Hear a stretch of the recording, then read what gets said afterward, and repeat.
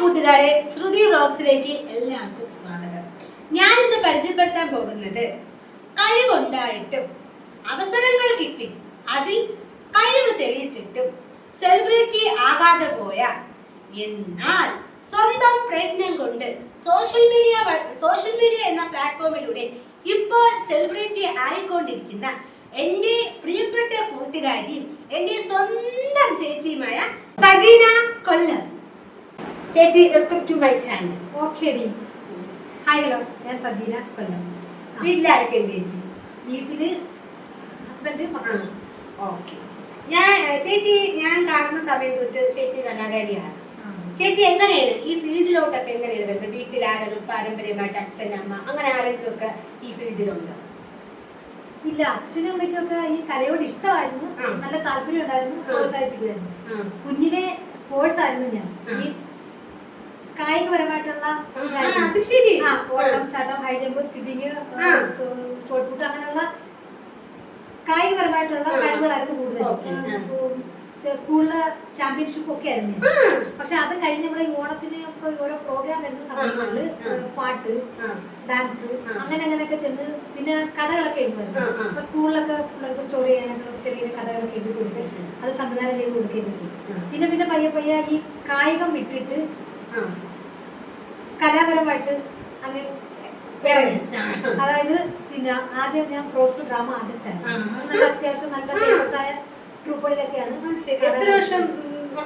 8 വർഷത്തോളം professional drama ചെയ്തിട്ടുണ്ട്. നമ്മളെ കൊല്ലം ഉപാസന, തിരുവനന്തപുരം മമത, പിന്നെ ആവിഷ്കാര, ഓച്ചറ സരിക, അങ്ങനെ ഒരുപാട് ഫേമസ് ആയ അതെ അത് അവിടെ ആയിരുന്നു തുടക്കം. ചേച്ചി നാടകമൊക്കെ വിട്ടു ചേച്ചി ഫാമിലിയായിട്ട് വീട്ടിൽ നിൽക്കുന്ന എങ്ങനെയാണ് ഈ ചാനൽ, ചാനൽ വഴിയാണ് ചേച്ചി കിട്ടി കൂടെ ഫേമസ് ആയത്? എങ്ങനെയാണ് ഈ ചാനലിലോട്ടുള്ളൊരു എൻട്രി എങ്ങനെയായിരുന്നു? അത് ഈ കൊറോണ വന്ന സമയത്താണ് ഈ മഴവിൽ മലയിൽ ഒരു ചിരി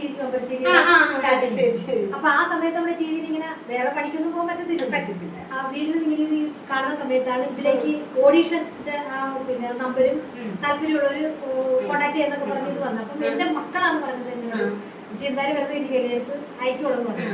അപ്പൊ ഞാനങ്ങനെ ആദ്യം സ്റ്റാൻഡപ്പ് കോമഡിയാണ് അയച്ചു കൊടുത്തത്. സ്റ്റാൻഡപ്പ് കോമഡി അല്ല, എന്റെ മക്കളാണ് എനിക്ക് ഇതിന് പ്രോത്സാഹനം തന്നത്. അങ്ങനെ ഞാൻ എന്റെ മോനുമായിട്ട് കുറച്ച് കണ്ടന്റ് വീഡിയോകളൊക്കെ ചെയ്ത് സ്കിറ്റുകൾ ചെയ്ത് അയച്ചു കൊടുത്തു. ഒന്നിനും സെലക്ഷൻ കിട്ടിയില്ല.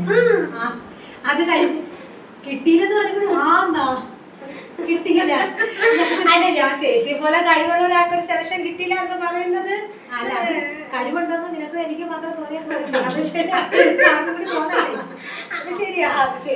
പിന്നെ ഞാനൊരു സ്റ്റാൻഡപ്പ് കോമഡി അയച്ചു.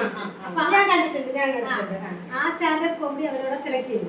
പക്ഷെ ഇതിലുള്ള പ്രശ്നം എന്താണെന്ന് വെച്ചാൽ, പറയുന്നത് കുഴപ്പമൊന്നുമില്ല, ഞാൻ പറയാമല്ലോ. പിന്നെ അവിടെ നമ്മൾ ചെന്ന് കഴിഞ്ഞാൽ നമ്മൾ കൊണ്ടുചെല്ലുന്ന കണ്ടന്റ് ഫുള്ള് മാറ്റി കഴിഞ്ഞിട്ട് നമ്മളൊരു സ്ക്രിപ്റ്റ് ആക്കിക്കൊണ്ടാണ് അവിടെ ചെല്ലുന്നത്. അപ്പൊ വ്യൂവേഴ്സിന്റെ മുന്നിൽ നമ്മൾ ഒരുമിച്ച് കൊടുക്കുമ്പോഴത്തേക്ക് അതിനകത്ത് ഭയങ്കര കട്ട് വരും. കട്ട് ചെയ്ത് നമ്മൾ കൊണ്ടുചെല്ലുന്ന ഒന്നും അവസാനം കാണത്തില്ല. അതിന്റെ കണ്ടന്റ് മാത്രം അതിനകത്ത് ബാക്കി വെച്ചിട്ട് പിന്നെ അവരും കൂടെ ആയിട്ടൊക്കെ നമുക്ക് തരും. അതെല്ലാം കൂടെ ഇട്ടാണ് നമ്മൾ അവർ പെർഫോം ചെയ്യുന്നത്. പക്ഷെ ഈ പെർഫോമൻസ് കണ്ട് ഒരുപാട് ആൾക്കാർ എന്നെ വിളിച്ചിട്ട് പറഞ്ഞ എൻ്റെ ഒരു ഇൻട്രോ ഉണ്ടായിരുന്നു. അതായത് ലൈഫിനെ കുറിച്ച് ഒരു ഇൻട്രോ ഉണ്ടായിരുന്നു. അതിനായിരുന്നു ഏറ്റവും കൂടുതൽ ചിരി വീണത്. പെർഫോമൻസിൽ ചിരിയേ വീണില്ല. അതെന്താണ് കാര്യം എനിക്ക് അറിയത്തില്ല. എങ്കിലും സ്ലൈം വീഴാതെ രക്ഷപ്പെട്ടു. 5-ൽ ഒതുങ്ങി ഇങ്ങ് വന്നു. പിന്നെ അത് കഴിഞ്ഞ് ട്രൈ ചെയ്തു. പിന്നെ അത് കഴിഞ്ഞ് ചേച്ചി ട്രൈ ചെയ്തില്ല? എന്റെ പൊന്നടാ പോയേ, പറയാതിരിക്കാൻ പറ്റത്തില്ല. ഒരു 10,000 എണ്ണമെങ്കിലും സ്കിറ്റിന് നമ്മൾ പിന്നെ അയച്ചു. ഒന്നിനും സെലക്ഷൻ കിട്ടിയില്ല. പോരാന്ന് പറഞ്ഞു. പക്ഷെ അതിന് എനിക്ക് അഭിമാനിക്കാൻ പറ്റുന്ന ഒരു കാര്യം എന്താണെന്ന് വെച്ചാൽ, നമ്മൾ അയച്ചു കൊടുത്ത കണ്ടന്റുകളെല്ലാം പിന്നീട് അവിടെ വേറെ ആൾക്കാർ ചെയ്ത് അത് സത്യസന്ധമായിട്ടുള്ള കാര്യം പറഞ്ഞു. എനിക്ക് തെളിവുകൾ ഉൾപ്പെടെ ഉണ്ട് എനിക്ക് പറയാനായിട്ട്. ഞാൻ അയച്ചു കൊടുത്ത കണ്ടന്റുകൾ റിജക്റ്റ് ആവുന്നതെല്ലാം അവിടെ ഫെമിനൈറ്റ് കുറെ ആർട്ടിസ്റ്റുകളുണ്ടല്ലോ, അവര് അത് ആ കണ്ടന്റുകൾ എടുത്ത് പിന്നെ ഓരോന്നായിട്ട് ഞാൻ അയച്ച കണ്ടന്റുകൾ സ്കിറ്റായിട്ട് വരാൻ തുടങ്ങി. അപ്പൊ ഞാൻ അന്നേരം ഈ ശ്രുതി മാമിനെ വിളിച്ചത്. അന്ന് ശ്രുതി മാഡമായിരുന്നു ഡയറക്ടർ. ഞാൻ ഡയറക്ടർ വിളിച്ചത്. അവരെ വിളിച്ച് ഞാൻ പറഞ്ഞു, മാഡം ഇതൊക്കെ നമ്മൾ അയച്ചു തരുന്ന കണ്ടന്റ് കൊള്ളത്തില്ലെങ്കിൽ ഓക്കെ. പിന്നെ ആ കണ്ടന്റ് വേറെ ആൾക്കാരെ കളിക്കുന്ന കാണുമ്പോൾ നമുക്കൊരു വിഷമമാണ്.